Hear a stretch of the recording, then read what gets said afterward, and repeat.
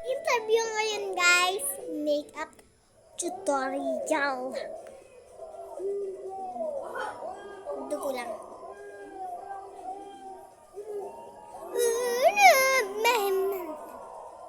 Ate, nasa dito yung brush ko. Nala na naman. Nala na naman. Bilang. Kasi concealer.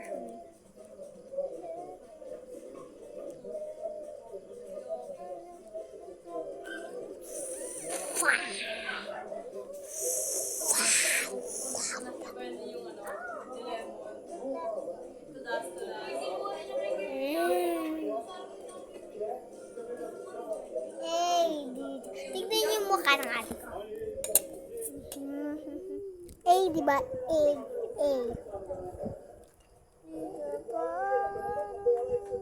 Diba ang pags niya? Tapos ang before.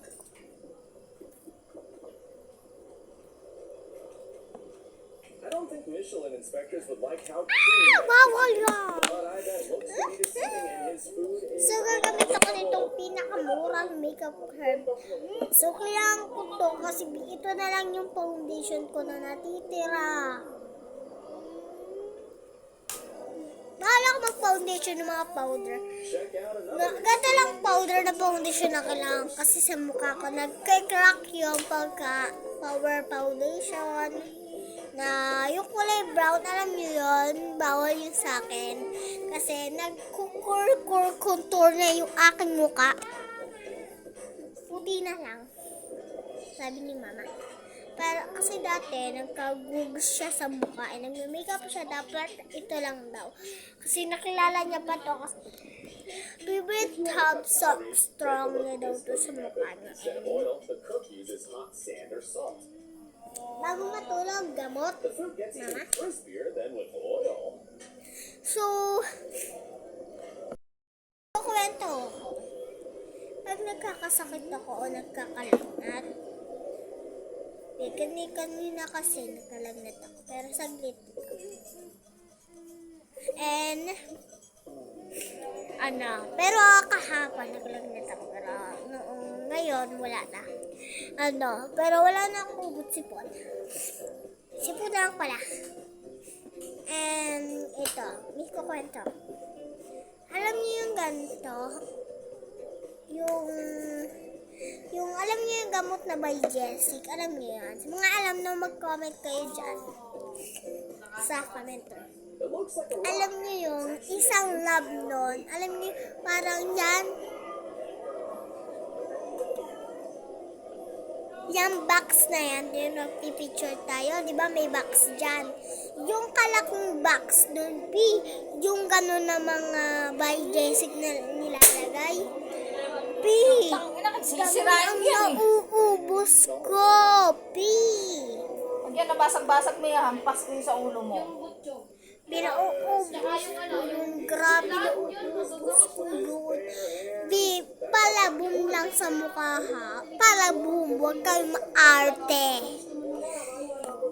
Binigay sa akin yun ni Tita Joseph, Tita Rose, Tita Jenny. Yun. Don't hurt then help then. Don't hurt! So, kailangan ng hurt. And, yung binigay yun sa akin, Tito din. Nabigay niya siya sa akin ng herb to the lips of the healthy ball. Nabigay siya sa akin nun. Tapos, tanggal ang gaspang.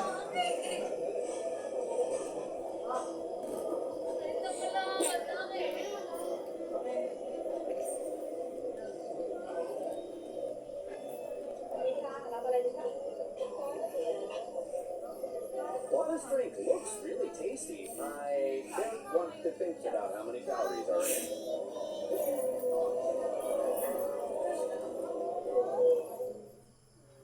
India is known for its unique street food.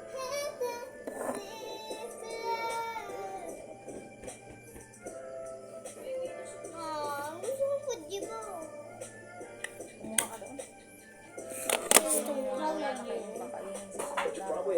about this dish, it's perfect for those who crave that extra spicy kick. Yung lamesa ka, tabi kayo dyan. Isa daw. Power beam.